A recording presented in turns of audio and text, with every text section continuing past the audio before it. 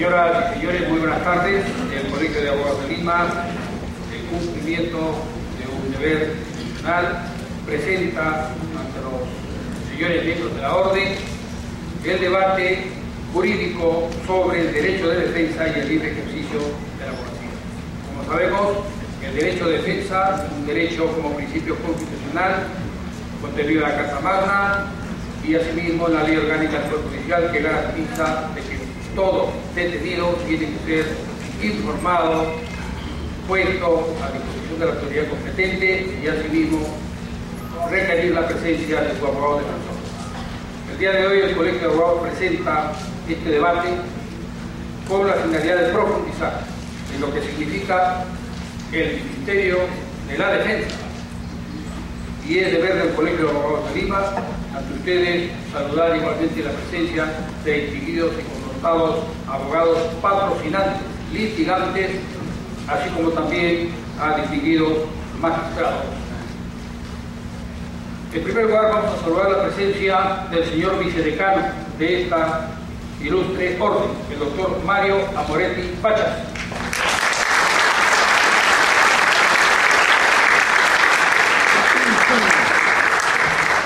Saludamos la presencia del destacado abogado defensor y asimismo presidente de la Comisión de Derecho Agrario de esta ilustre orden, el doctor Isaac Humala Núñez.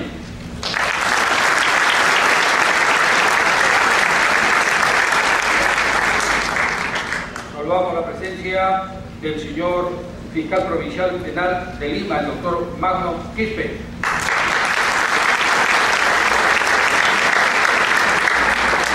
señor juez del 56 Juzgado Provincial Penal de Lima, doctor Ricardo Urbina Latorre.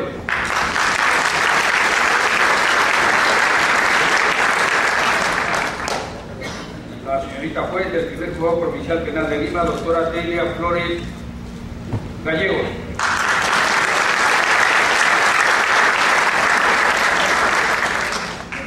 En breves instantes estará llegando el señor doctor César Nakazaki, que es el profesor de esta tarde.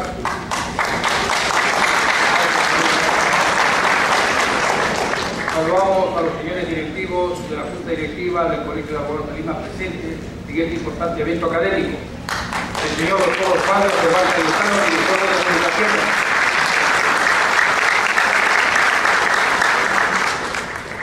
Señor director de Ética Profesional de esta ilustre orden, el doctor Abelardo Encina. Y la directora de Derechos Humanos del Colegio de Abogados de Lima, la doctora Marlene Orguín Castro.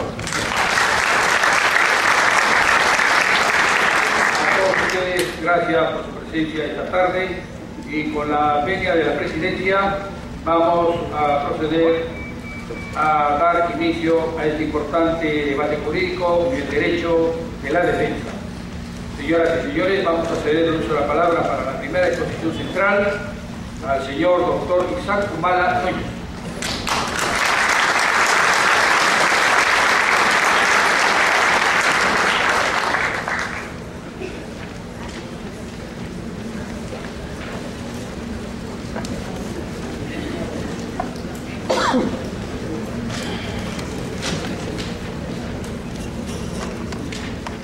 Señor decano del Colegio de Abogados de Lima, señores de la directiva y colegas todos. Yo había pensado ser el último porque no soy especialista en derecho penal y hace más o menos 20 años que ya dejé la defensa para dedicarme a otros ministerios. Pero ya que estoy aquí, entonces, y adelante, pues, supongo que tengo unos 10 minutos,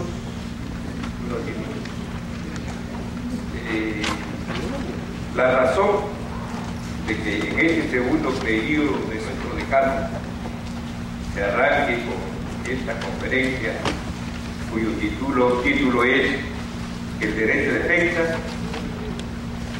pienso que se basa en que ha habido y hay amenazas contra algún colega que cumplió su condena por terrorismo se reincorporó al colegio, a la vida natural y normal, y está ejerciendo su derecho de abogado, defendiendo un caso de terrorismo. Podría ser un colega nuestro, especialista en materia penal terrorista, como podría hay especialistas en derecho de distintas ramas, ¿no?, muy especializadas en derecho penal y de los demás sectores del derecho laboral, civil, etc. Esta situación latente yo lo sentí expresado en el discurso de nuestro decano, porque no puede tolerarse que los poderes del Estado, la Fiscalía, los jueces, la policía, puedan atentar contra el ejercicio de la abogacía. Pero esto no es mi campo, esto corresponde, ya tenemos como que van a dirigir la palabra un distinguido maestro, catedrático de Derecho Penal, el doctor Morelli, y también el doctor Nakazaki. Ellos tienen más tiempo que yo para tratar este aspecto específico, ¿no?, de la defensa, ¿no?, del encausado, en la defensa, ¿no?, de los internados. Este es muy específico.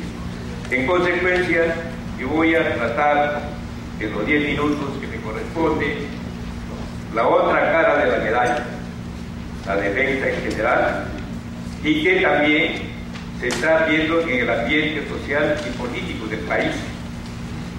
Por ejemplo, a nuestro colega doctor Santos, presidente regional de Cajamarca, le han abierto 9 casos de investigación.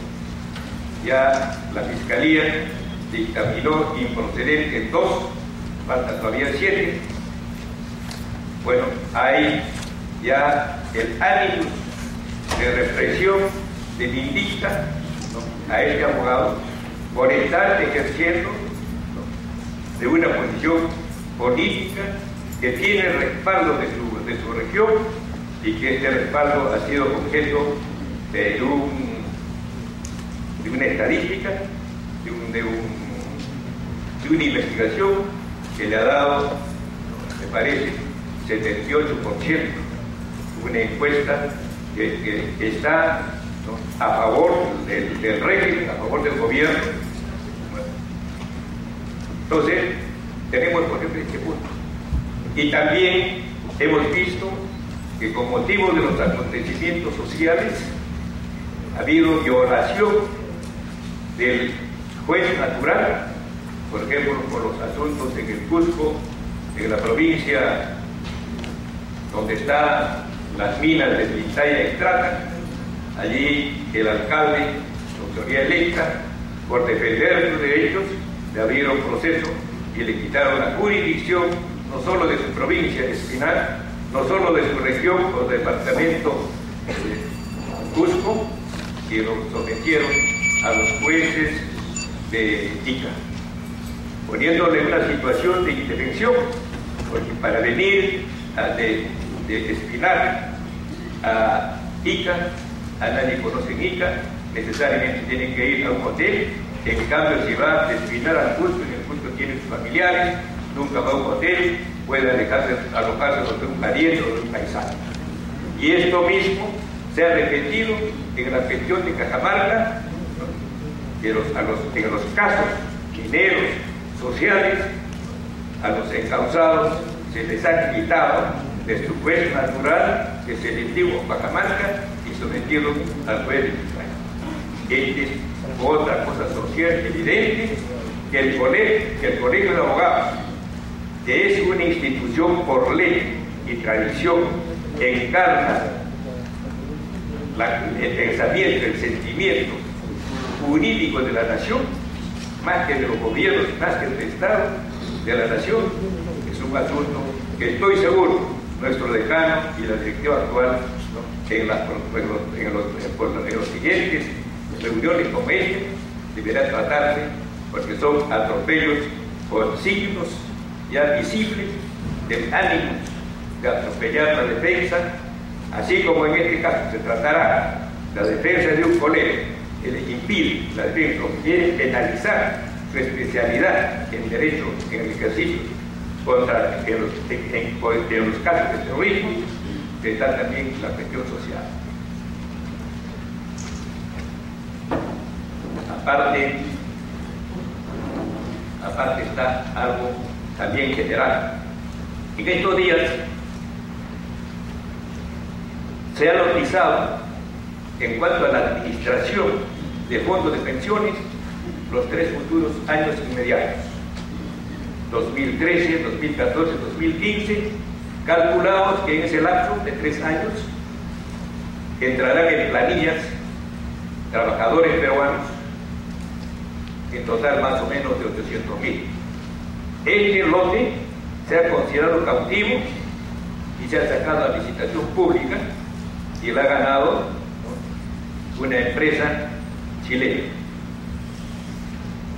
Chile, según su legislación, no permite que una empresa extranjera de este tipo pueda pretender administrar el fondo de pensiones de los trabajadores o de porción de trabajadores de Chile. Aquí se está admitiendo, cuando la Constitución expresamente establece en su dispositivo pertinente, que en el Perú todas las empresas, todos los ciudadanos del mundo y todas las empresas estatales del mundo pueden ser empresas, tener empresas, con las mismas garantías de la ley por igual. Pero el único estado que no puede tener empresa en el Perú es el Perú. Está expreso en la Constitución.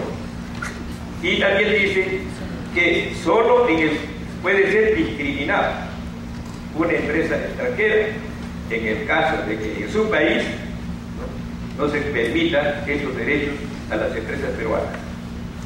En este caso concreto de las AFPs, en estos días se ha adjudicado una empresa chilena. En Chile no permitiría que ninguna de las 4 AFPs del Perú puedan participar. Este es un asunto que atañe a la defensa del país, porque estaría bien, puede ser bien, que una empresa extranjera o un extranjero pueda comprar una casa, pueda comprar un fondo, pueda una mina, una fábrica, pero ya administración de este tipo, como es administrar los fondos de pensiones, ese ya es porción del poder de la administración, ya no es simplemente patrimonial, ya es político. Entonces, hay pues todos estos aspectos que están en el campo del derecho de defensa: la defensa del abogado de ejercer su profesión, la defensa de las causas de cada una de las partes, la defensa de las instituciones, sus procuradurías, pero también está urgente la defensa de los intereses nacionales. Por ejemplo, en este momento, en cuanto a la minería, está a triplicar. Hay 13 proyectos ya oleados, sacramentados, solamente no entran en acción porque hay una resistencia del pueblo, de los campesinos, de los aldeanos, y no permite. Y esto, acá también cabe una defensa, porque los recursos naturales, los minerales, cuando el Estado, la nación, que es su propietario, da permiso, que se llama concesión, a un ciudadano, a una empresa, desde el momento que el empresario encuentra ese mineral, desde ese instante, ese mineral es propiedad exclusiva del minero. Ya no lo es del dueño, que es la nación. O sea, tradicionalmente, en la minería, el minero que tiene el permiso del Estado saca el mineral. En ese mineral sacado se establece ipsum iuris, la copropiedad. Una porción es del dueño del mineral y otra porción corresponde al empresario que con su dinero, su trabajo, ha extraído. En este campo, según según la nueva Ley General de Minería de julio de 1992, el Perú renuncia, el Perú se despoja, en consecuencia no le corresponde, desde el momento que el mineral esté encontrado por el minero, sea oro, plata, cobre, cualquier cosa. Igual pasa también con los carburos, con gas. Entonces, estos puntos están, estos asuntos de despojo, de indefensión del país, que va contra el sentido común y hasta contra el derecho natural, está en la Constitución. Por eso yo sostengo, y puedo sostener la tesis en un debate, que la actual Constitución del Perú es una Constitución de traición a la nación. Y entonces, este colegio, con el decano que tenemos, es una garantía de que se analicen estas cosas, que es la defensa, en este caso, de la nación y del Estado. Muchas gracias.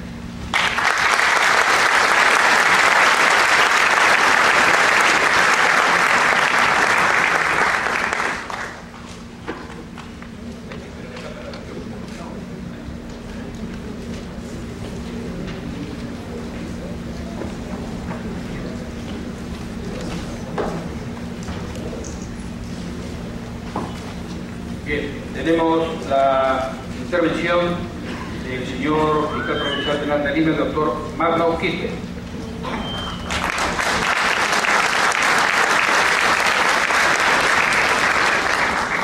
Muchas gracias por la generosidad de la invitación y empezaremos diciendo lo siguiente: que el hombre de derecho, el abogado, aquel que se ha nutrido en las aulas universitarias para defender la justicia, la razón, se desenvuelve en diferentes campos. Se desenvuelve en el Poder Ejecutivo, ya sea como presidente de la República, ministro, ya sea como presidentes de regiones, en los municipios, ya sea en el Poder Legislativo, en el Congreso de la República, también en el ejercicio de la magistratura, ya sea como juez, ya sea como fiscal, también como miembro auxiliar de la Administración de Justicia, también lo tenemos en el Tribunal Constitucional, que dentro de poco ya será completado por exigencia popular, y en diferentes órganos del Estado, los cuales en su conjunto componen lo que denominamos el sistema de administración de justicia. Ese sistema de administración de justicia es el que debe funcionar con la exactitud de un reloj suizo, porque de ese sistema de administración de justicia y de los operadores, ya sean abogados litigantes, abogados que trabajen en la administración pública, en la administración de justicia, de esos hombres y de ese engranaje va a depender de que la sociedad tenga justicia, tenga paz, que se sancione a quien vulnera los bienes jurídicos tutelados. Pero a ese punto solo se va a llegar si y solo si en el país exista una política criminal definida y adecuada y que sea perennizada en el tiempo, no importando quién asuma la presidencia de la República, ni el color ni la posición que tenga, sino que esta política criminal definida sirva para que cualquier gobierno empiece a tomar las riendas de una sociedad que cada vez se canibaliza día a día, llegando a extremos de la mexicanización o la colonialización, donde vemos a diario muestras ya de sicariato en una sociedad que vivía en paz hace 20 años. Y esta política criminal tiene que ver con el derecho penal. El derecho penal está conformado en su política criminal por 4 ejes fundamentales. El primero es la prevención. Los magistrados, la Policía Nacional del Perú, las Fuerzas Armadas, los servicios de inteligencia tienen que entender que la prevención es el primer eje fundamental para que los conflictos sociales, que hoy vemos que en todo sitio evoluciona constantemente, sea mantenido a raya y no esperar que explote para que vidas humanas se pierdan en el enfrentamiento fratricida entre fuerzas del orden y seres humanos ciudadanos que son nuestros coterráneos en el Perú. Esta prevención también tiene que darse a nivel municipal y a nivel regional, en redadas, en batidas, en prácticas de prevención de alcoholemia, como un mensaje a la sociedad de que no es lo que tienes que hacer y que está reprimido. Pero si pasas ese umbral, llegas a pasar ese umbral, ya el Estado con toda su fuerza y su poder tendrá que ir por la segunda parte de la política criminal, que es la represión. Y la represión, como lo hemos visto en el caso de La Parada, en el caso de Cajamarca, en el caso del Sur, donde acaban de reincorporar un general que justamente fue votado por ejercer la paz antes que la fuerza del combate, vemos que esta represión tiene que darse en determinados casos, pero no para los ciudadanos que reclaman determinados factores sociales de mejor agua, de mejor vivienda, de mejor servicios sociales, sino para aquellos delincuentes que están en la calle pululando y hacen que esta ciudad sea totalmente insegura.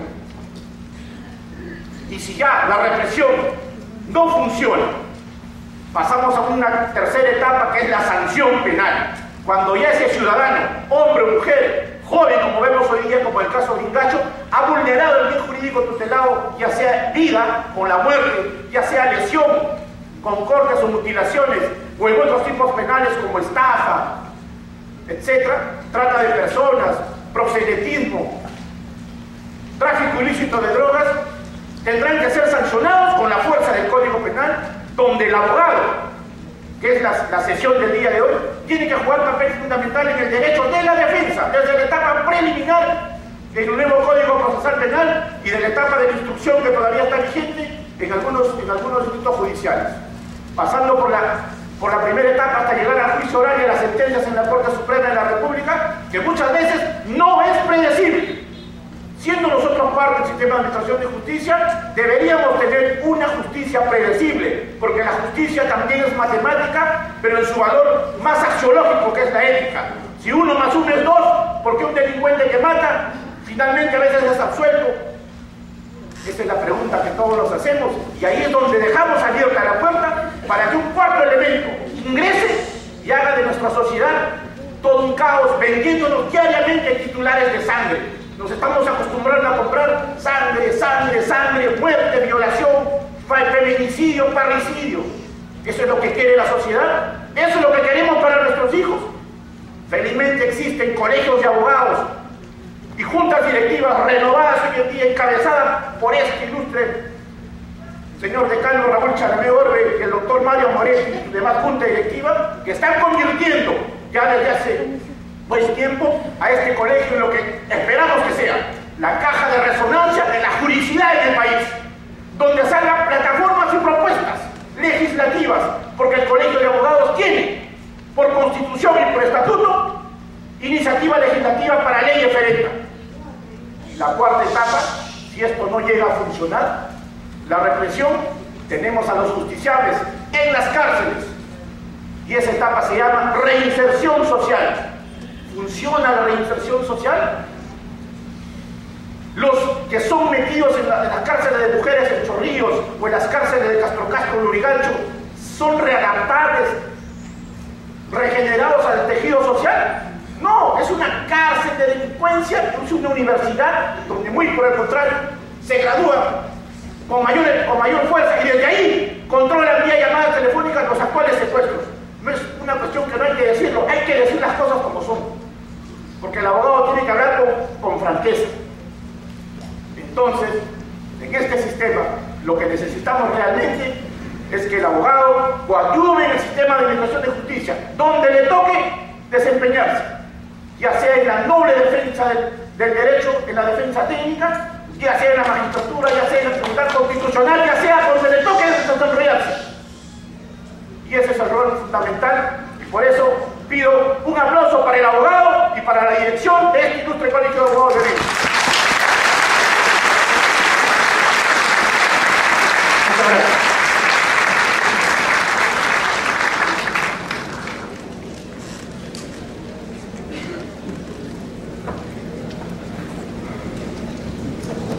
señoras y señoritas abogadas, señores abogados, señoras y señores, tal como ya lo habíamos adelantado, nos es sumamente grato anunciar la presencia y saludar la palabra del señor doctor César Nagasaki.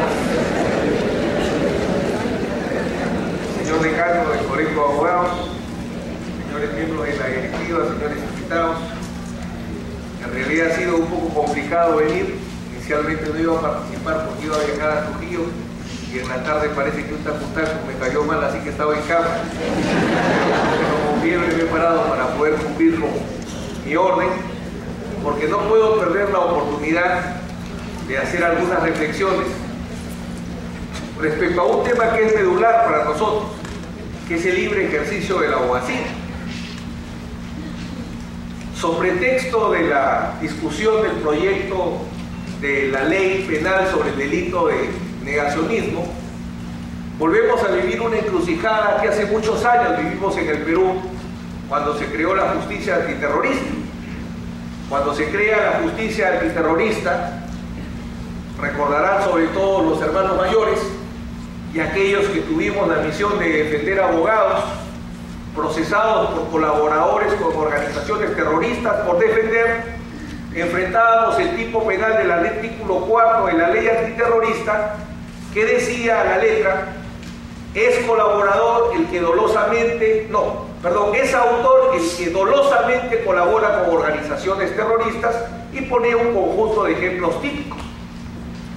Esa estructura típica permitió que abogados, por el ejercicio de la defensa, e incluso médicos, por realizar actos médicos, sean procesados y condenados como terroristas por defender o por curar. Y eso se dio bastante en la época de la justicia antiterrorista, y muchos tuvimos que bregar, los abogados que fuimos encargados de defender en aquella oportunidad a nuestros colegas que, insisto, eran imputados y condenados por ser terroristas por el solo acto de defender. Eso que vivimos, evidentemente nuestra gran responsabilidad es que no se vuelva a repetir. Y por eso, temas como el que hoy nos trae, donde se habla de un proyecto de ley, e incluso por parte de la Fiscalía de la Nación se dirige directamente contra un abogado y se dice: este proyecto de ley lo estamos creando, e incluso el abogado Crespo comete delito de terrorismo. Y de paso, igualmente el abogado Fajardo. No es mi misión defenderlos, me imagino que ellos se pueden defender muy bien solos, pero sí generar una reflexión sobre lo siguiente.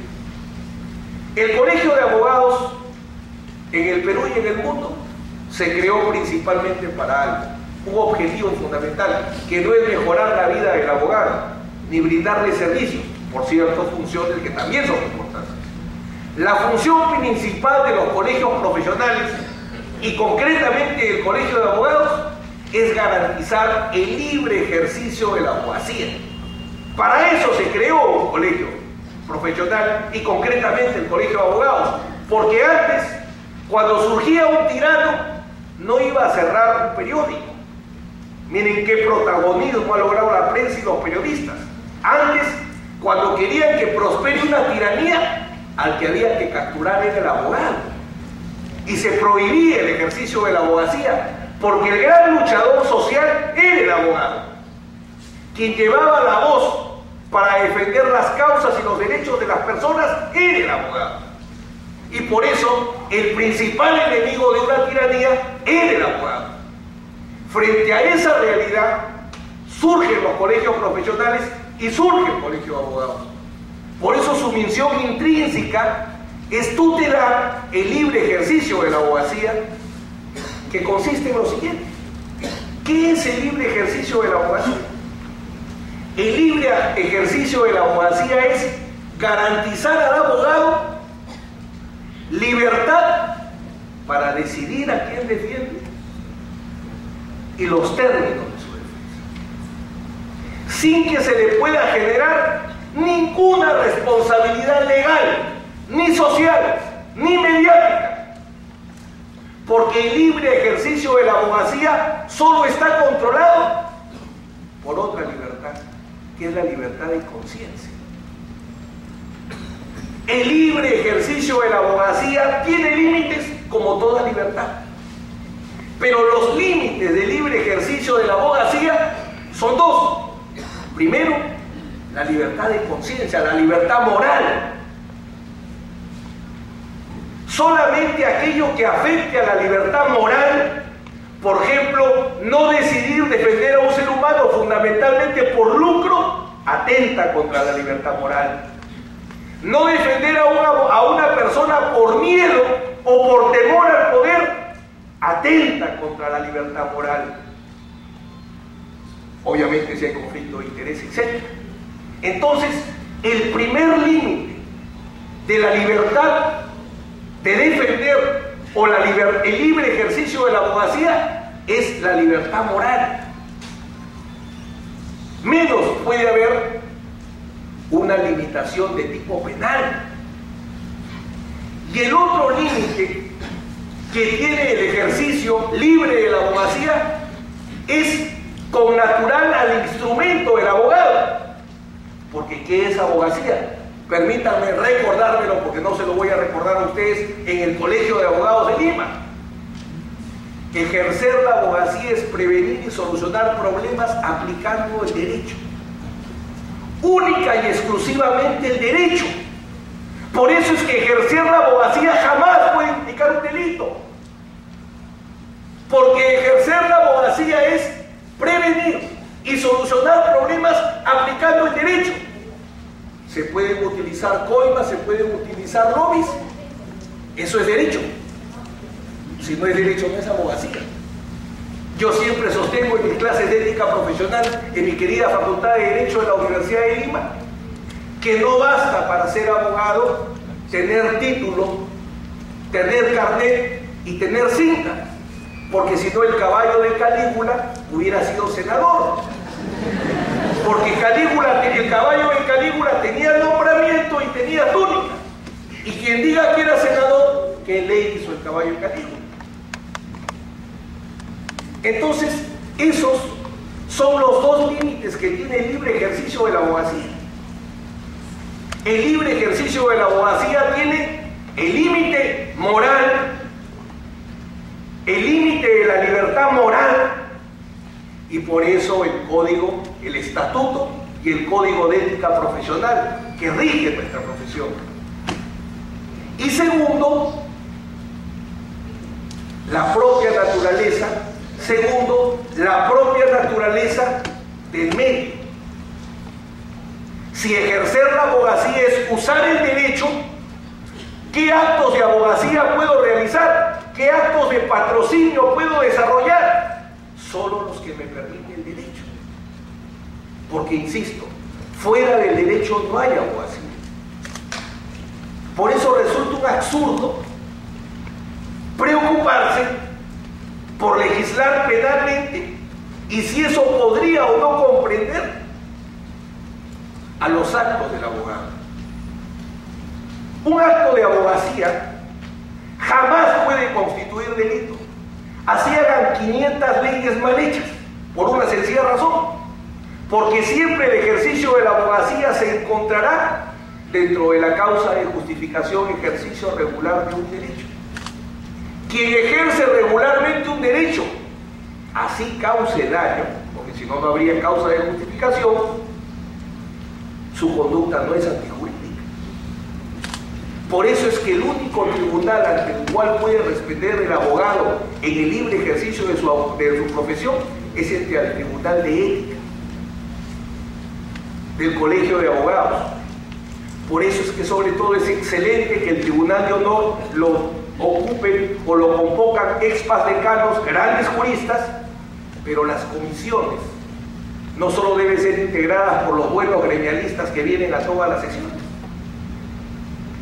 sino por buenos abogados también, que debe haber muchos, seguramente yo no los conozco, pero también en el tema de la comisión, porque sería excelentes jueces de la Corte Suprema y no muy buenos en primera instancia, pues no es muy adecuado. Entonces creo que ahí es un tema que deberíamos reforzar. Entonces, no siquiera hace cuánto tiempo tengo que hablar, señor decano, no me ha dicho tiempo.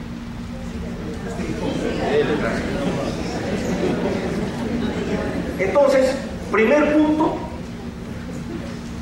el libre ejercicio de la abogacía. Como primera conclusión, los dos límites señalados: libertad moral y la naturaleza propia de nuestro instrumento, que es el derecho. Responsabilidad, que implica el mal uso de esta libertad. La responsabilidad, concretamente en el aspecto de a quién defiendo, porque, por ejemplo, yo he escuchado cuando se hizo la exposición de por qué el doctor Crespo sería delito, y veo una exposición en San Marcos donde dice: nosotros propugnamos la amnistía de Abimael Guzmán. Podremos estar en desacuerdo, no, pero promover la extinción de la pena utilizando un instituto que está permitido en la Constitución no es ilegal.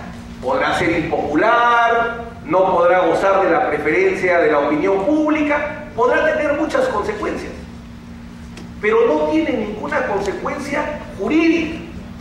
Y ojo, permítanme profundizar un poco más.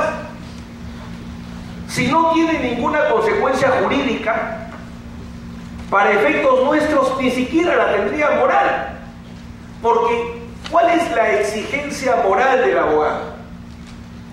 Voy a tratar de establecer los ejemplos típicos de cuándo se pierde libertad moral. Punto primero: se pierde libertad moral cuando niego el patrocinio de una persona por cuestiones personales, intereses personales. No defiendo a una persona porque no me gustan los homosexuales. ¿Qué tiene que ver su preferencia sexual, que comparta o no, con una imputación de homicidio o de robo? Ninguna. Entonces, mis intereses personales me los guardo porque juré defender a nombre de la nación. Primero me dieron un título a nombre de la nación, no me lo dieron a nombre de la universidad, ni siquiera de mis papás, para quienes estudiamos en universidades particulares. Entonces la abogacía es un servicio público, tiene una responsabilidad social el abogado, una misión social, y esa misión social no se deja de cumplir por cuestiones personales. Segundo tema que genera crisis o afecta a la libertad moral, ya lo mencioné, la preponderancia del lucro. No digo que falte lucro, porque todos tienen derecho a ganar. La preponderancia del lucro, dice la deontología forense. Así como el médico no le puede poner precio a la salud de un ser humano, el abogado no le puede poner precio a la libertad de un ser humano, porque la libertad de un ser humano no tiene precio. Si no, ¿cuánto cuestas tú? ¿O cuánto cuesta tu madre? Preponderancia de lucro. Tercero, violentar convicciones políticas o religiosas cuando se hayan hecho públicas o se hayan defendido. Un abogado no puede ir contra sus convicciones políticas, religiosas que haya publicitado, salvo que explique la razón. Este límite no es absoluto, puede ser si es que uno explica la razón. Cuarto ejemplo, porque serían muchos, innumerables los problemas que podemos tener de libertad moral: el conflicto de interés, que se desarrolla muy bien en el Código de Ética ahora para los colegios de abogados del Perú. Hay que trabajar mucho el tema del conflicto de interés. Segunda conclusión de lo desarrollado es el tema de la imposibilidad que haya responsabilidad penal. No hay que tener temor, más allá que el legislador falle en las fórmulas legales que establece, como el delito de colaboración contra el terrorismo, que era muy amplio en su uso, que incluso, repito, llevó abogados a la cárcel. ¿Cuántos colegas he visto? El hombre más valiente que he visto en mi vida es un abogado de Piura. Voy a decir su nombre porque fue tal su testimonio que vale la pena resaltarlo. Era un abogado Abulódegui. Este abogado Abulódegui lo defendía a su esposa. Estábamos en Chiclayo, era los tribunales sin rostro en Pixi, donde se juzgaba todo el norte del Perú, todo Tumbes, todo Piura, toda La Libertad, todo Lambayeque, todo Ancas, todo el norte del Perú era llevado a ser procesado penalmente por terrorismo. No ha habido sindicato del sur que yo no haya defendido. He defendido a todo lo que había en el norte, por poner un ejemplo. Entonces, estaba este abogado Abulódegui y como leona lo defendía a su esposa. Pero la esposa no era penalista. Y batallaba como leona y se sacaba el alma. Pero no era penalista. Frente a un tribunal sin rostro que en una etapa muy mala era una demoledora, una fábrica de condenas. Y la señora fallaba y yo trataba de soplarme, pero es bien difícil soplar mientras que están operando el corazón. Entonces, al final, condenan al doctor Abulódegui. Lo condenan, si mi memoria no me falla, 25 años. Él estaba destruido, parado. Mi patrocinador era un médico, lo había absuelto en ese caso. Eran varios procesados. A él lo condenan, él se queda destruido. Pero en ese momento se acerca a su esposa llorando, lo abraza y le dice, perdóname. Y se arrodilla a ella a llorar desesperada. Perdóname por mis limitaciones. Entonces este hombre, habiendo sido condenado a 25 años, estando destruido, tuvo el valor o el amor de consolar a su esposa, levantarle y decirle, no llores, estoy orgulloso de lo que has hecho. Sinceramente, en ese momento me puse a llorar con ellos y los abracé, porque nunca en mi vida había visto un hombre tan valiente. No sé quién tendría, ya se imaginan qué cosa para consolar a su esposa en esos momentos. Un tema bastante duro. Y finalmente, permítanme terminar con una idea, porque somos varios los abogados que vamos a intervenir.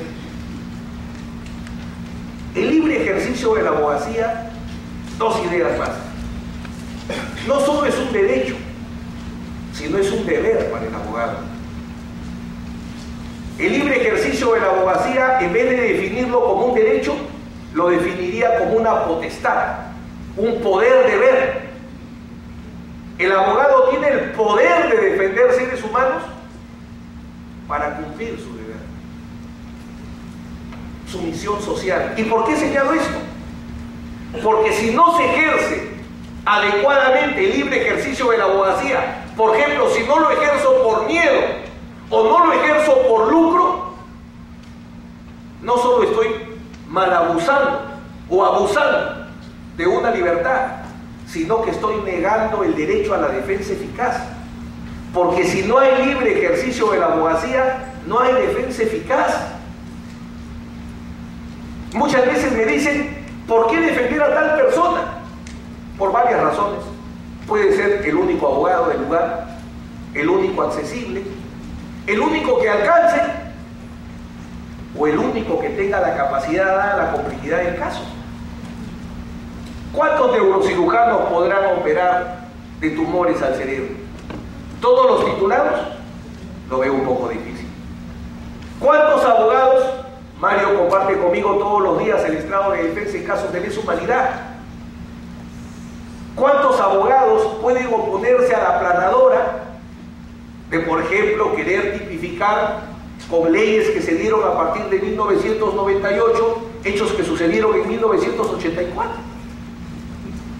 Yo, por ejemplo, ahorita vengo discutiendo si se prueba o no un daño psíquico estrés postraumático con una pericia psíquica hecha 27 años después. Y si a la sala no le interesa revisar requisitos de eficacia probatoria, esto es cuando una prueba tiene o no valor probatorio, cuando una pericia, tiene o no valor probatorio, voy muerta. Porque en ese caso ya hay sentencia condenatoria contra otro grupo. Y tengo que demostrar para absolver a mi cliente que la Corte Suprema se equivocó en la condena. Tarea difícil. ¿Cuántos jueces están dispuestos a reconocer que su superior jerárquico se equivocó? Entonces, la abogacía, el libre ejercicio de la abogacía es un derecho deber, en mi modesto opinión. Más que un derecho es una potestad, porque potestad es la categoría jurídica que corresponde al poder deber. Es el poder que tenemos los abogados de cumplir con una responsabilidad social que nos permite nuestro título, porque somos los únicos profesionales capaces de garantizar los derechos fundamentales del ser humano frente a la sociedad, porque el médico es frente a Dios y a las limitaciones de la ciencia. Nosotros somos frente a todos y con todo. Un tema muy interesante que bueno, lo dejaré para otro momento: ¿en qué medida la justicia mediática afecta el libre ejercicio de la abogacía? ¿En qué medida una demoledora mediática, donde condena el primer día antes que comience el caso? Pongamos ya queda desaparecido porque hay tantos casos todos los días, que lo acusan de recién lo estamos procesando por haber descuartizado a un fulano y haber repartido maletas por todos lados. Ese está condenado desde ahorita y ni siquiera termina la instrucción. O alguien que se le ocurriera como loco ir a defender a Artemio y decir que es inocente, lo linchan. Y se dirá, pero es una locura. No, si el juicio no termina el caso, no es una locura. Para nosotros no podría ser una locura, porque mientras que no haya una sentencia condenatoria firme, es inocente. Es inocente. Pero eso lo entendemos nosotros y nuestra misión es enseñar, porque el derecho no se ha hecho para nosotros. Así como la tela no es del sastre, es del cliente, el derecho no es de la abogacía, no es del abogado, es de la sociedad.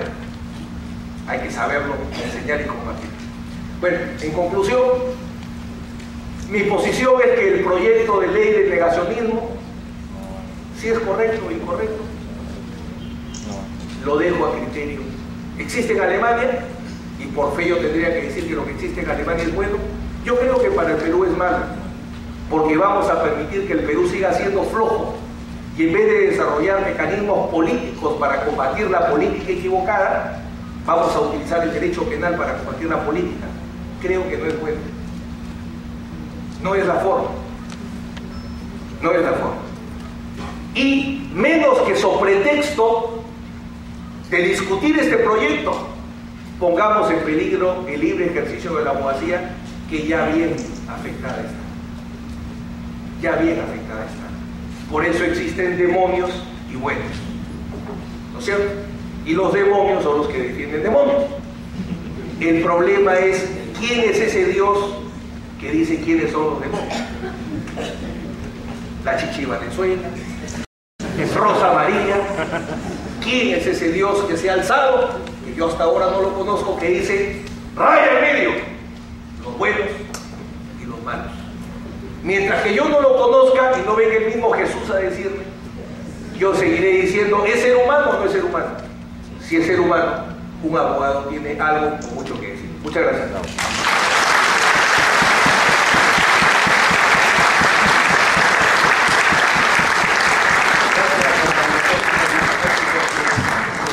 Tarde. Bien, vamos a dar paso al comentario y la pregunta consecuente de los señores magistrados aquí presentes. Vamos a ver. La primera intervención comenta el doctor Ricardo Urbina Latorre, juez del 56 Juzgado Provincial Penal de Lima. Adelante.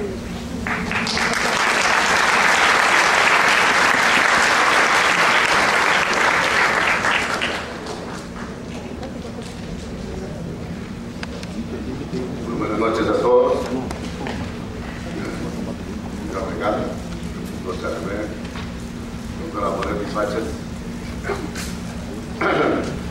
Ha sido gratísimo escuchar al doctor Nakazaki y al doctor Humano. Esa es la ventaja de la democracia, que podamos asistir masivamente a este evento y cada quien desde la comodidad de su expectativa pueda calificar e ir atando cabos para finalmente arribar a conclusiones. Eso es lo hermoso de la democracia. Recuerdo impercederamente en las elecciones del año 90, cuando nuestro Nobel Vargas Llosa dijo: la democracia hay que cuidarla como los asháricas cuidan a sus arbolitos. Lo atesoran con sumo amor, con unción incomparable. Así, decía, nosotros debemos preservar nuestra democracia. Los resultados de las elecciones ya es historia consabida. No supimos cuidar nuestra democracia. Es gratísimo también para este modesto exponente escuchar cómo el doctor Nakazaki se puso a llorar con la dama doliente y el señor que sacó fuerzas de flaqueza para consolar a su dama predilecta. No he podido sustraerme, sin embargo, cuando al iniciar sus palabras hizo alusión de que el Takutaku le había caído mal. Involuntarísimamente, por cierto, no pude sustraerme a la asociación de que a otro señor le había caído mal el bacalao. No pude hacerlo. Mi tristeza más profunda por no poder. Coincido con el doctor Nakazaki cuando expresa que es deber del abogado defender hasta el hombre más culpable. Es un derecho legítimo. Pero considero también concomitantemente que por encima de ese derecho está la obligación moral de defender lo social. Ha sido grato también para mí escuchar que ha habido gremios, etcétera, que él ha defendido. Lamentablemente no trascendieron como ha trascendido su figura públicamente con legítimo derecho en los juicios que todos conocemos. Allí era importantísimo contra esos jueces sin rostro, contra el sistema imperante que restringía el derecho de los señores abogados a encarar la situación. Ese era el momento histórico de que la patria nos llamaba. Hubiera sido muy interesante, por cierto, contar con esa presencia tan caracterizada y tan generosa en el verbo, e inclusive en el ingenio. Nos la perdimos, doctor Nakazaki. Será para la próxima dictadura. Pero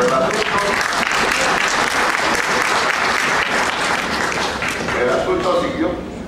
Yo pensaba iniciar estas modestas palabras agradeciendo al señor decano por haberme felicitado por el simplísimo hecho de atender a los señores abogados irrestrictamente durante toda la duración del despacho. No de 8 a 9, como infamemente contra el derecho al trabajo atentó la dictadura, y que nadie alzó su voz ni un dedo, ni el más pequeño, para rebatir eso. Pésimo. Allí no había compañerismo. ¿Qué podía hacer un abogado? ¿Multiplicarse para poder acudir a todos los juzgados donde era necesaria su presencia? Imposible, porque si nos atenemos bien, una visita y una entrevista cabal con un juez o con un fiscal, por lo menos bien expuesto, apretadísimamente, 20 minutos. Y la antesala, etc. A ese señor abogado no le quedaba sino reestructurar su agenda y esperar una próxima oportunidad. Ahora, con los avances, lentos ciertamente, se ha logrado, gracias al ilustre Colegio de Abogados, al cual nos honramos en pertenecer, de que la atención sea de 8 a 10. Para mí es absolutamente insuficiente. Y en esa cancha, y coincido con el doctor Nakazaki en hacer metáfora deportiva, es donde todos tenemos que jugar. Allí los abogados debemos luchar para que la atención sea irrestricta. En el despacho nuestro atendemos de 8 de la mañana hasta el fenecimiento. Y por ahí también tenemos alguna felicitación por haber laborado desde las 6 de la mañana. Pero no es respecto de los logros el que estoy haciendo uso de la palabra, es la obligación que tenemos nosotros de luchar por el gremio.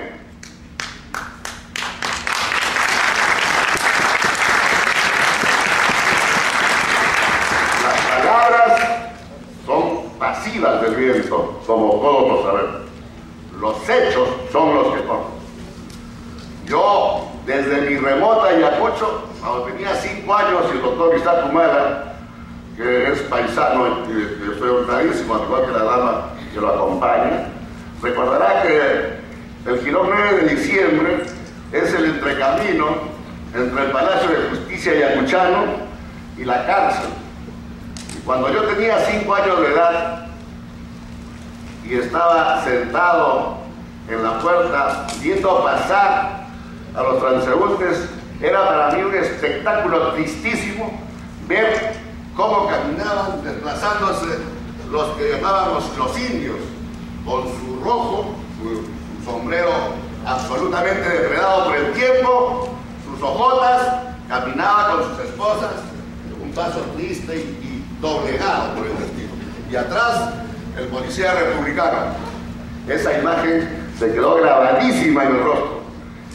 Ese rostro impercederamente motivó que a mi edad yo escogiera el derecho, pero para luchar socialmente. Básicamente eso. Eso hay que demostrarlo en la cancha, más allá de las palabras. Y justa y precisamente.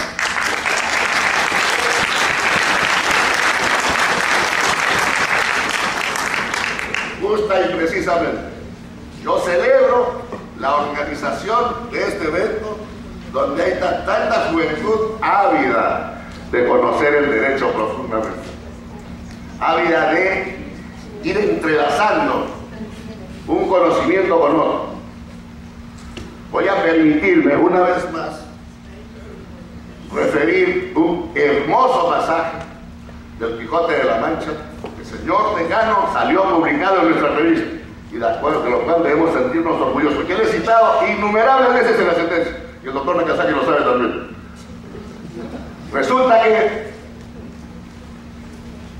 Quijote, una vez que terminó toda su labor de luchar contra los gigantescos enemigos, premió a Sancho nombrándolo gobernador de las Islas Baratanas. Sancho, como buen discípulo suyo, aceptó el reto y dijo: honradísimo Quijote, me voy a personar a la isla Baratana. Cuando llegó a la ínsula, fue recibido con jolgorio por la gente. Pero alguien le dijo: señor Sancho, nosotros, más que un gobernador, requerimos de un juez. ¡Ah, caramba! ¿Y por qué? Ah, señor, porque viene mucha gente extraña, nos lesiona, depreda nuestro patrimonio, nos hace daño y luego impunemente se marcha. Muy bien, dijo Sancho, entonces vamos a hacer lo siguiente. En este puente, junto a él se van a construir una horca. Aquel que ingrese al pueblo deberá decir previamente el motivo de su visita. Constatado el motivo, si es verdad, será dejado ir libremente. Mas si miente, será ahorcado irremediablemente. Y así funcionaba la justicia de Sancho. Señor, ¿y a qué viene usted al pueblo? Yo vengo a comercializar frijoles. Constataban con Juan Pérez, efectivamente, libre es usted, camine. Aquel que mentía era ahorcado. Pero un buen día se presentó un forastero y cuando fue destinatario de la pregunta pertinente, ¿a qué ingresa usted al pueblo?, le dijeron, él contestó, ah, yo vengo para ser ahorcado. La respuesta obviamente, dejó pasmado a Sancho Panza, porque resultaba que si lo ahorcaba, estaba diciendo la verdad, y por lo tanto debía ser dejado ir libremente. Y si lo dejaba ir libremente, estaba mintiendo, porque él dijo que iba a ser ahorcado, ¿verdad? Esa hermosa cita, desde luego, no pertenece a este modesto expositor. Pertenece al doctor Roberto Maclean, que siendo embajador del Perú en España, después de haber sido presidente de la Corte Suprema, dio una conferencia en la Universidad de Illinois, y allí dijo: por esa razón, los jueces, los fiscales y desde luego los abogados, todos que lo somos, debemos ser más sagaces para detectar a dónde está el truco. Y esa es misión de todos ustedes. Ustedes, como abogados, están en la obligación moral de ver cuál es el quid del asunto. Ahí estaremos comenzando a resolver el problema. Hablamos de los jueces sin rostro, pues debió en ese momento actuarse modestísimamente. No sé si se recordará, ya no voy a usar nombre propio de nadie, pero una gran conferencia promocionada por el Canal 4, que decía: el fórum del Canal 4, rehenes, crisis de rehenes.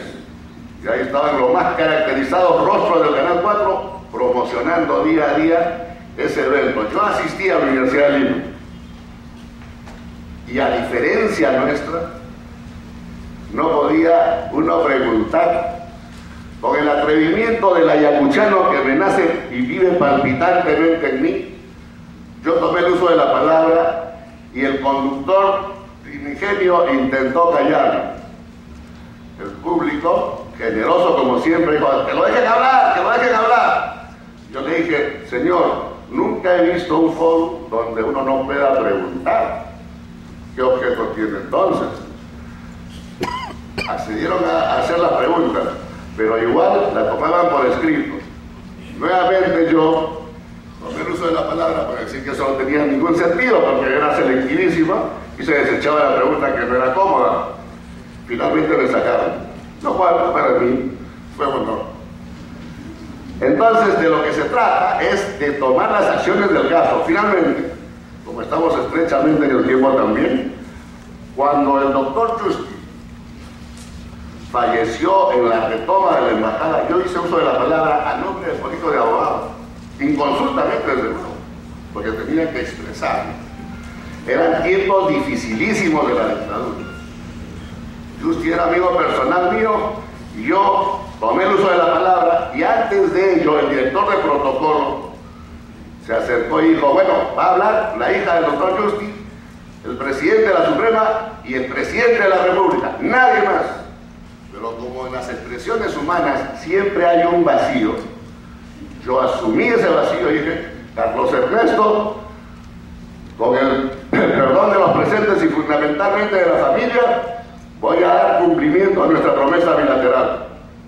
Y ahí se realizó un episodio de fustigar este momento histórico donde simplemente, mientras muchas personas seguramente estaban abocados al llanto, en el Canal 4, que había hecho el foro al que ya me referí, estaban pasando el Chavo del 8, mientras en el Canal N enfocaban la figura de Montesinos pagando montañas de billetes a las personas que ya conocen. Eso es todo. Muchas gracias.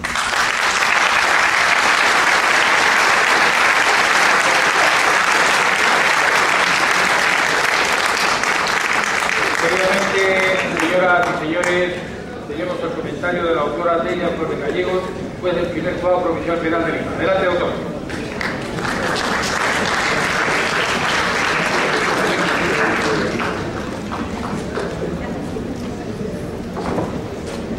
Buenas noches a todos, buenas noches, señor decano, buenas noches, doctor vicedecano, señor Saramé Orde y doctor Amoretti. Para mí es muy grato dirigirme a todos ustedes brevemente, porque sé que estamos apurados en el tiempo, pero uno, recalcar que el doctor Isaac Humala, que fue el que primero empezó la exposición, habló sobre los casos que se están afectando al derecho a la defensa, esto es, los casos de personas que están procesadas tanto en Cajamarca, así como también un conocido caso de un abogado que defendió a terroristas. Como todos sabemos, el derecho de defensa es un derecho irrestricto, asimismo es un derecho real y efectivo, es decir, que no solamente está en la Constitución política, sino que es deber de todos nosotros los abogados hacerla real y efectiva. No en muy pocos casos se ha notado que en los procesos penales, cuando está la persona, el imputado para declarar, inclusive declara sin abogado defensor, o este llega cuando ya ha concluido la diligencia y se limitaba a firmar. Eso no es un derecho real, eso no es un derecho de defensa. En la policía, a nivel policial, antes se daba en los casos de que no estaba ni siquiera el representante del Ministerio Público. Luego ellos venían y firmaban luego. Eso no es un derecho de defensa. Ahí se vulneraba doblemente el mismo, tanto por el abogado defensor como por el Ministerio Público como defensor de la legalidad. Hoy todavía en el Distrito Judicial de Lima estamos con el Código del 40, pero ya en otros distritos están con el nuevo Código Procesal Penal del 2004, que es un código mucho más garantista, porque tenemos ya el título preliminar con el nuevo código y eso establece unas líneas directrices a efecto de poder, si en caso hay algún conflicto con algún artículo del nuevo código, pues preferir las líneas del título preliminar. Asimismo, también el derecho a la defensa se ve desde la etapa preliminar. Antes, con el Código del 40, estaba muy reservado. Acuérdense ustedes, cuando patrocinaba a una persona, llegaban al Poder Judicial y lo primero que le decían era no le podemos dar información y que se apersona el proceso, declare y recién se le puede decir. Hoy por hoy ya no es así. Sabemos que tienen ustedes el derecho a solicitar copias de los actuados, a que ustedes puedan ser informados inmediatamente sobre la imputación que pesa sobre su patrocinado. Asimismo, una de las otras características del nuevo Código Procesal Penal es que en el artículo 71 establece que el imputado debe de conocer los cargos imputados en su contra, designar también a su abogado de su confianza, no es un abogado impuesto. Y finalmente, ver que el derecho a la defensa está consagrado tanto en la Constitución política como en instrumentos normativos internacionales. Y brevemente, para concluir sobre la experiencia en la judicatura, vemos también que cuando concluye ya la etapa probatoria de un proceso sumario, hay una marcada diferencia entre un defensor público y un privado. Cuando llegan los informes orales, el abogado defensor privado viene, expone e inclusive viene con su patrocinado y él también hace uso del derecho a la defensa material. Sin embargo, todavía la Defensoría Pública no es así. Si vienen solos y no vienen con su patrocinado. Y cuando vienen, las escasas veces con los patrocinados, ellos no hacen uso del derecho a la defensa. Quizá porque en algunos casos no están informados que ellos también pueden ejercer su derecho a la defensa material. ¿Y por qué?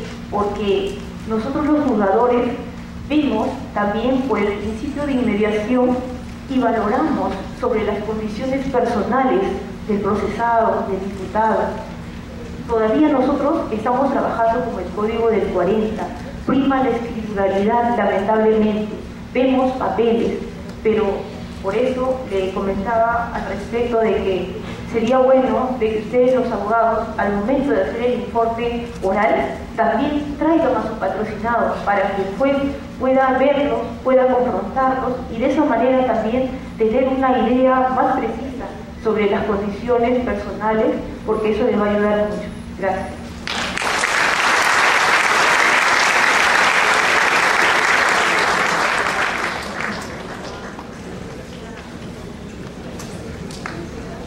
Bien, señor. señoras y señores, cierra esta estación referente al comentario de los señores juristas y magistrados las palabras del señor vicedecano de este orden, el doctor Mario Moretti Pacha. Adelante.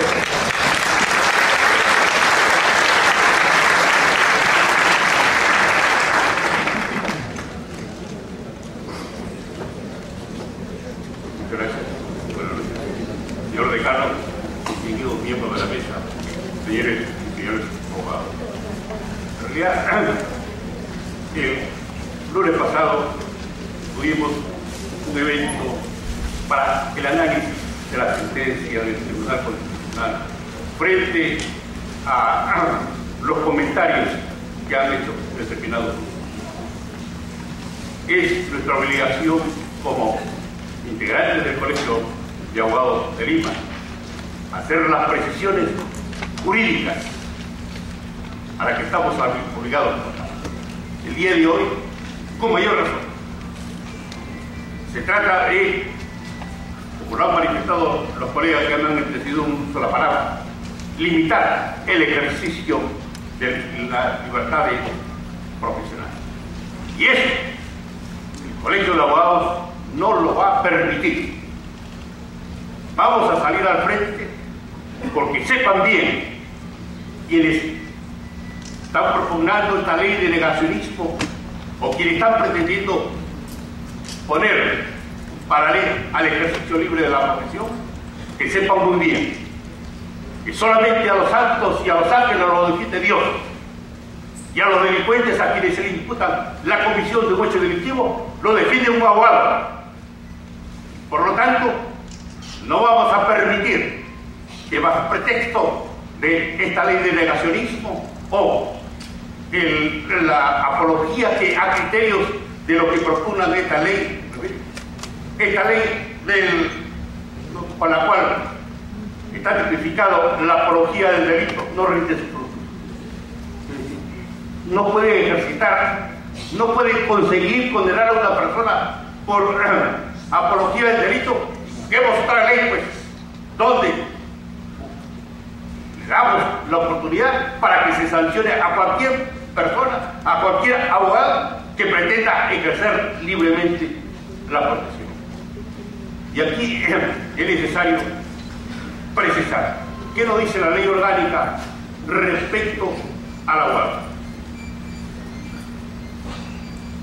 El artículo 284 de la ley orgánica del Poder Judicial dice: la abogacía es una función social al servicio de la justicia, y el artículo 288 de la misma ley precisa su deber: actuar como servidor de la justicia y como colaborador de los magistrados, patrocinar con sujeción a los principios de lealtad, probidad, veracidad, honradez y buena fe, defender con sujeción a la ley la verdad de los hechos y las normas del Código de Ética Profesional. Como tal, debe defender los derechos del patrocinado con estricta observancia de las normas constitucionales, legales y morales, como una pieza fundamental en la prestación del servicio público y en la administración de justicia, al constituir el fundamento básico de una organización democrática de Estado de Derecho. Eso es lo que define y lo que precisa la ley orgánica en cuanto a las funciones que debemos desempeñar. Si estamos dando cumplimiento, si el abogado cumple con defender de acuerdo a estos principios señalados en la ley orgánica del Poder Judicial, nos pueden procesar justamente por ejercer libremente la profesión, porque a los funcionarios del Ejecutivo o del Legislativo no les agrada que se defiendan a estas personas, y por lo tanto pretenden dictar una ley para los efectos de sancionar y conseguir, como en épocas pasadas ya nos hacía recordar el doctor César Nagasaki, todos los problemas que se suscitaron en contra de abogados. No solamente que en esa oportunidad solamente un abogado podía defender un solo caso del terrorismo y no podía defender a nadie más. Se dictó en esta ley de que una persona a quien se le imputaba la comisión del delito de terrorismo el juez no podía otorgar ningún tipo de libertad. Hacía la siguiente definición y precisión en mi clase.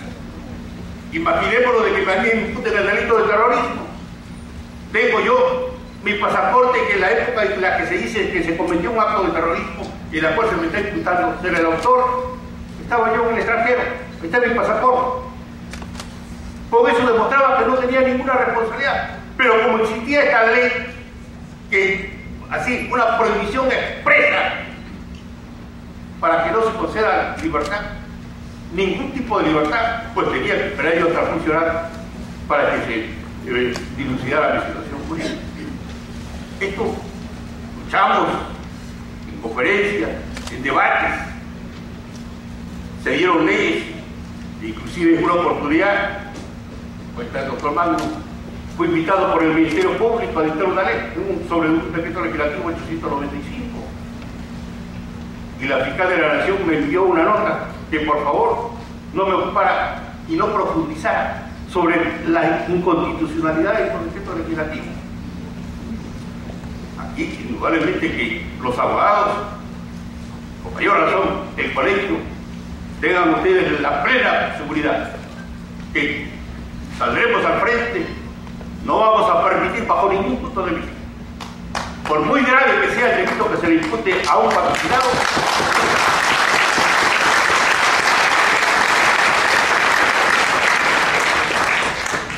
porque no podemos vincular, pretender sostener de que como defiendo a un narcotraficante, como defiendo a un terrorista, como defiendo a un asesino, también tengo la condición de patrocinado. Esto de ninguna manera lo vamos a permitir. Y es necesario también recordar lo que en su momento lo dijo, o lo que escribió respecto a la abogacía. Él sostuvo: la abogacía es arte, es política, es ética y es acción. Es arte, pues el abogado está hecho para el derecho y no al derecho para el abogado. El manejo de las leyes está sustentado antes que nada en la exquisita dignidad de la materia confiada a las manos de la ley.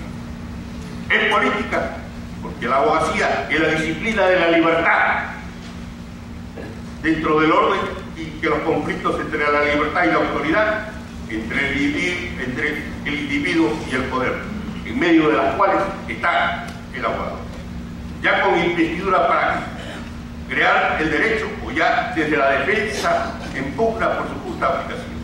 Es ética, porque la abogacía debe ser un constante ejercicio, debe ser ética, un constante ejercicio de la virtud para que se pueda hacer de ella la más noble de las profesiones y no el más vil de todos los días. Y esa acción, porque es un servicio constante a los valores que rigen la conducta humana, cuando la anarquía, el despotismo, el menosprecio sacuden las instituciones y los derechos individuales, entonces la abogacía es la militancia de la lucha por la libertad. Tenemos nosotros, no solamente en nuestra legislación, tenemos estas sabias palabras de conocido procesalista, donde justamente nos hace ver cuál es la función, qué es lo que debemos desarrollar nosotros en el ejercicio de nuestra profesión. Defender la libertad, y más aún, si se trata de defender la libertad de un abogado, pues tengan ustedes la plena seguridad que ahí nos encontrarán a este colegio, para salir a defender a la abogada.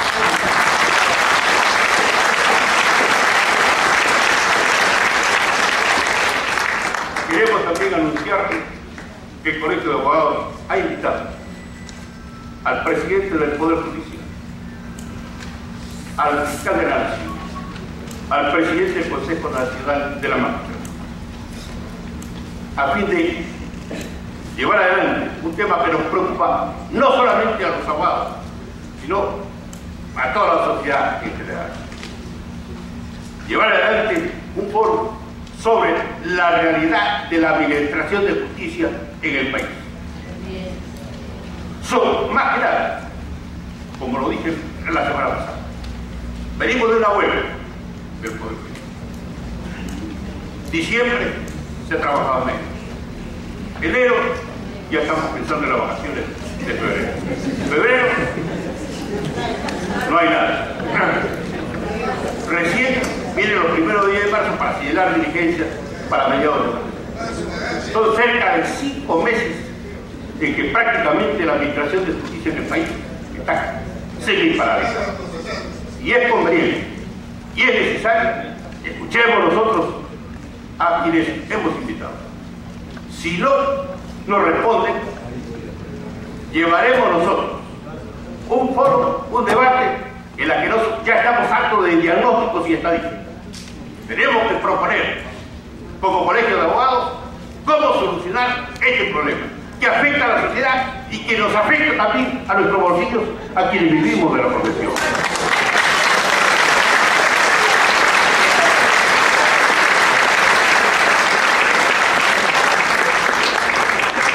Por eso es que este colegio de abogados va a realizar, va a llevar adelante eventos sobre temas de interés, en la que expongamos nuestros criterios jurídicos como institución que le corresponde por los estatutos al Ilustre Colegio de Abogados. Haremos los debates, convocaremos a los foros. Ya viene un debate sobre cuestiones penitenciarias, viene sobre seguridad ciudadana, algo que estamos haciendo nosotros en general. Siempre nos proponen leyes, pero ¿cuándo se ejecutan? Vemos que hace un momento, en una entrevista que me decían, que se propone para los efectos de modificar el Código Penal. Yo le decía que hasta el año 2010, Mico hizo un análisis de cuántas leyes había promulgado el Congreso y también el Ejecutivo con decreto legislativo. 439 modificaciones se habían producido hasta el año 2010. Y en la actualidad llegamos a cerca de 600 modificaciones. Porque cuando el gobierno de turno o el Congreso, por razones políticas, lo único que hacen es recurrir al Código Penal para aumentar penas. Y eso también, tal como lo dijo el doctor Lacassagne, el Colegio de Abogados tiene la oportunidad de pronunciarse y plantear situaciones a fin de que estos actos no se repitan. Muchas gracias.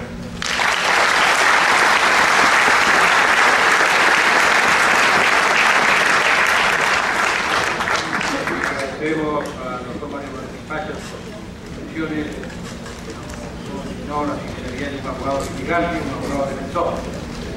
Señoras y señores, la palabra del señor decano de esta ilustre orden, el doctor Raúl Chanamé Horta.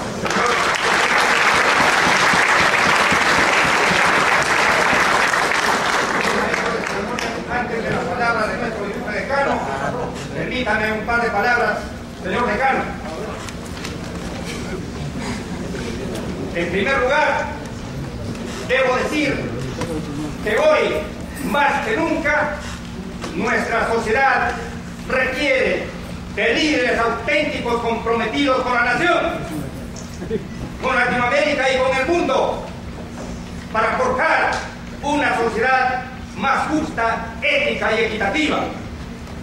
En ese sentido, felicito al representante de nuestra justicia nacional, porque ha hecho gala de lo que aquellos maestros como Aristóteles y otros ilustres de la etiqueta del juez, que está sobre la interpretación de la ley, la justicia, la flor de la justicia, y ese es un compromiso de todos los abogados del Perú y del mundo, defender la flor de la justicia, la etiqueta jurídica. Nada más, señores. Muchas gracias.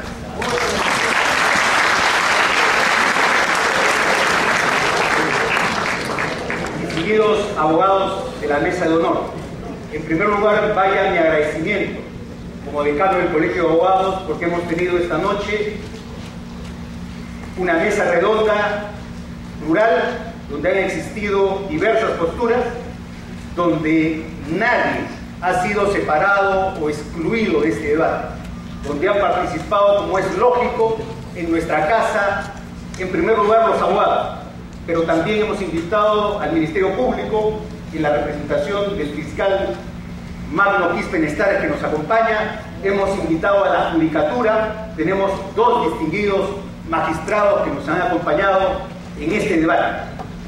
Y también hemos invitado libremente a todos los abogados para debatir un tema de actualidad que ya anticipamos, ya lo ha dicho el vicedecano. El Colegio de Abogados se basa en principios, independientemente de cómo se llamen los abogados, independientemente de quiénes sean los procesados. Razón por la cual, cuando exponía precisamente el doctor Nakazaki, magistralmente, teníamos que decir que el Tribunal Constitucional ya se había pronunciado en el expediente 1323 del año 2002, en su fundamento segundo, había extraído lo que ya la Comisión Interamericana de Derechos Humanos, como la Corte Interamericana de Derechos Humanos, había señalado de las dimensiones del derecho de defensa. El derecho de defensa tiene 2 grandes dimensiones que hay que pregar porque se respeten en el Perú: la dimensión estrictamente procesal y la dimensión sustancial. La Comisión Interamericana ha señalado en el caso Martínez Lara de que no basta en un proceso un inculpado tenga un abogado. En el caso Martínez Lara se demostró que el abogado puesto por el Estado cumplía la dimensión procesal, pero no cumplía la dimensión sustancial, pues se demostró que era un joven egresado, brillante, pero especialista en derecho civil, y que sabía muy poco de derecho penal, razón por la cual acá, si bien el Estado había cumplido con la parte procesal, había incumplido con la fase de la defensa idónea.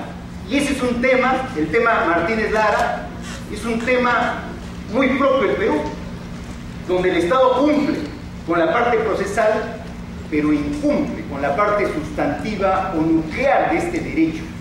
Y así también la Corte Interamericana se ha pronunciado sobre estas 2 facetas que tiene el derecho de defensa procesal, una dimensión material y una dimensión formal.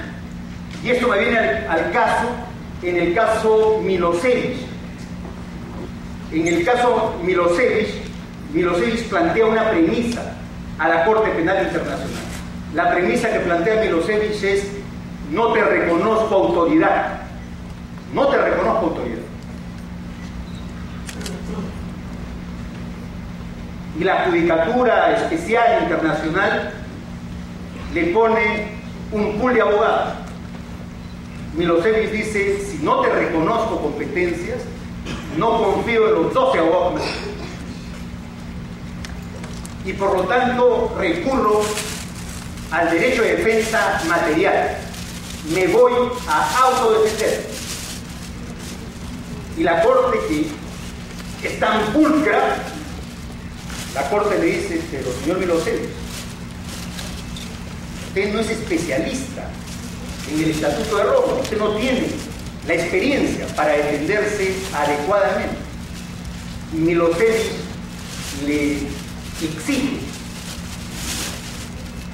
y le prueba al tribunal que él ha sido profesor de Derecho Penal en la ex Yugoslavia, razón por la cual reclama no solamente la defensa material, sino también la defensa formal. Este caso es de antología, porque precisamente esta Corte que dice ser tan pulcra, cuando yo hablaba de las trituradoras, cuando hablaba usted de las trituradoras, no solamente hay trituradoras en el Perú, hay trituradoras internacionales que funcionan con una eficacia extraordinaria, mediática.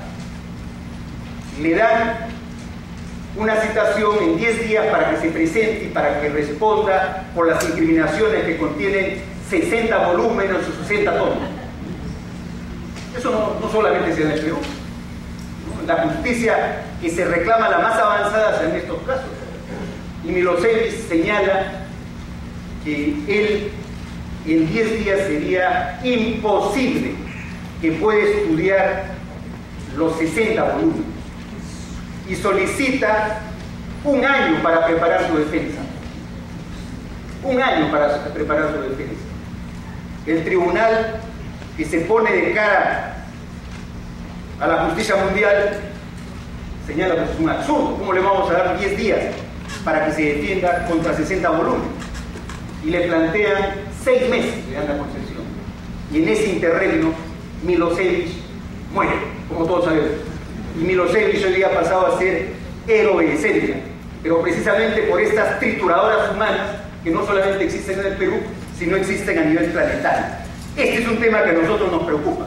Nos preocupa tremendamente porque esto es un engranaje. Acá hemos escuchado hablar del derecho o esta legislación sobre el negacionismo, por el cual estamos preparando un debate. Dentro de 10 días, conjuntamente con el Colegio de Periodistas, estamos preparando un debate sobre el negacionismo. Estamos invitando a los representantes del Ministerio de Justicia para que puedan participar en este debate. El Colegio de Abogados es un espacio plural y democrático. Acá no vamos a permitir que a nadie se le falte respeto. Este es un espacio democrático. Acá los abogados somos civilizados. Discutimos y contraponemos la dialéctica y las ideas, no la dialéctica y la violencia, las ideas. Y es por eso que nosotros le decimos, Ministerio de Justicia, procuradores, abogados, vengan al Colegio de Abogados a debatir sobre este proyecto tan discutido del negacionismo. Hagamos un debate, no aprobemos ninguna legislación apresurada, porque si no se puede producir un tacu-tacu, ¿no?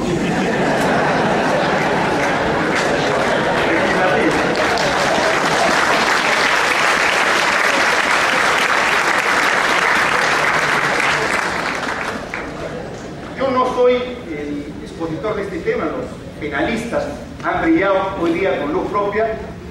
Yo simplemente quiero referirme y voy a leer a un instrumento internacional que poco se usa. Nos remitimos a la sentencia del Tribunal Constitucional, enhorabuena.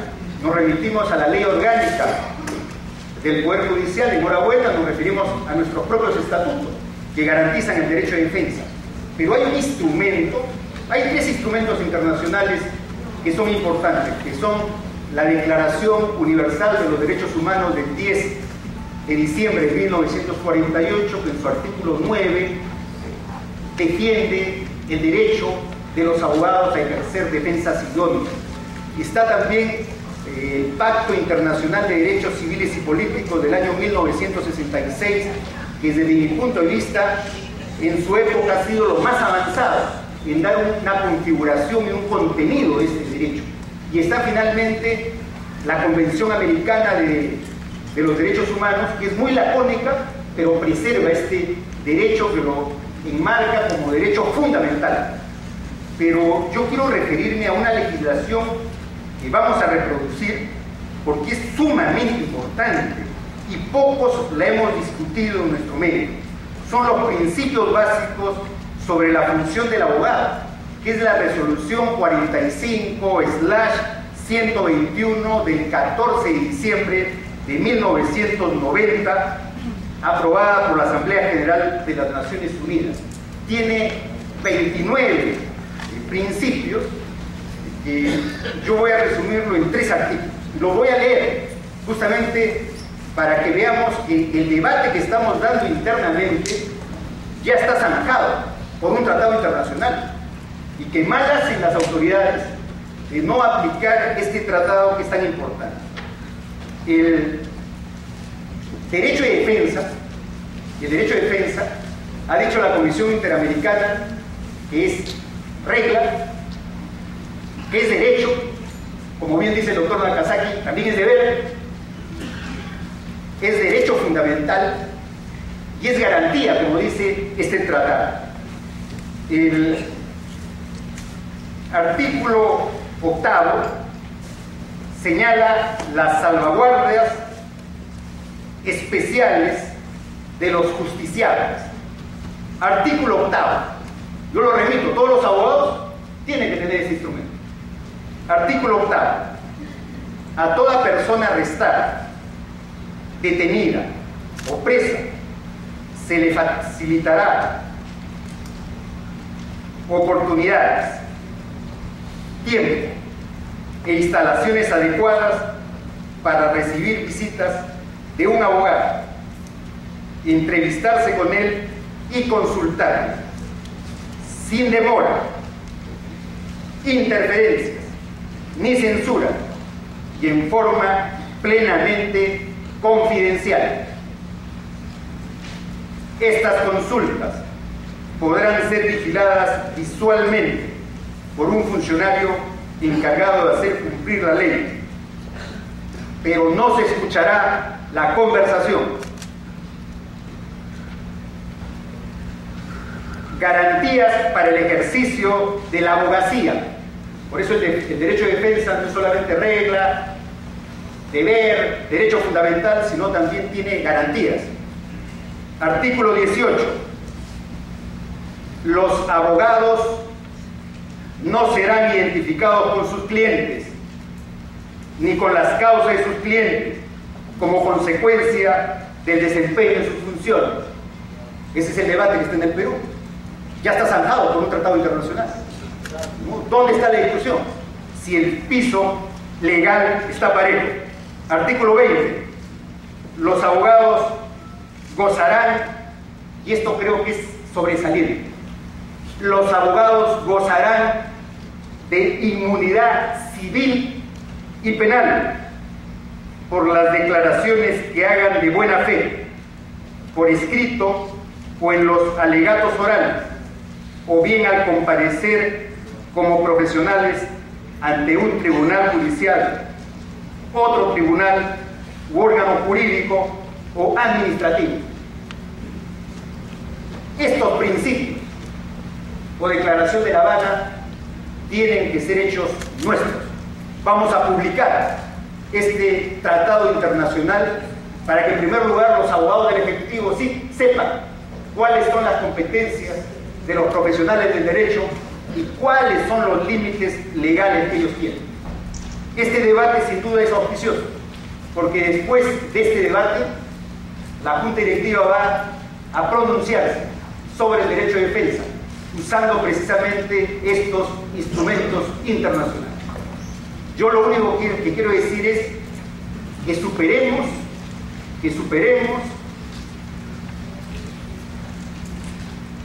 esta práctica social permanente que se ha hecho en el Perú, de judicializar la lucha ideológico-política. Estos dos factores que tiene la sociedad son factores recurrentes en todo el mundo, pero no podemos usar al derecho como un instrumento para el ejercicio del poder o la política, porque de lo contrario acabaremos como en el juicio de Saddam Hussein. En el juicio de Saddam Hussein fue un juicio, según los norteamericanos, ejemplar. El juicio demoró 9 meses. El fiscal, con el perdón del fiscal Magno Quispe Estares, el fiscal dijo que las acusaciones eran obvias contra Saddam Hussein. Esa palabra no se puede usar en materia penal. No hay nada obvio en materia penal. El juicio duró 9 meses. Y en 9 meses a Saddam Hussein le mataron a los 2 abogados que tuvo. Le mataron a los 2 abogados.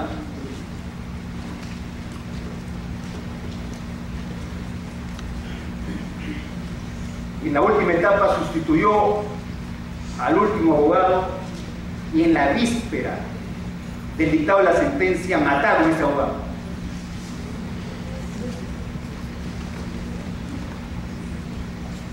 El último abogado vive hoy en el exilio. Y entonces, ¿de qué justicia ejemplar podemos hablar? ¿Quién, cuando pase el tiempo y la historia, independiente de que te llames Saddam Hussein o no, independiente de tu nombre, qué debido proceso existió acá, qué derecho de defensa existió acá, qué garantías al ejercicio de una defensa técnica, material, procesal, se respetó en este proceso tan sonado que el sistema norteamericano dijo ejemplar, pero seguro el tiempo, la historia, lo condenará como los juicios de Torquemada. El Perú no debe descender a ese nivel. Por eso, hoy día nos congratulamos de la presencia de todos ustedes, porque todos ustedes respaldan la posición de principio que tiene el colegio sobre este y sobre otros temas, porque nosotros no hacemos diferencias si te llamas Humala, si te llamas Crespo o te llamas Fujimori. A nosotros no nos interesa el nombre, nos interesa que se cumplan y se respeten los principios que este colegio defiende hace 200 años. Muchas gracias, colegio.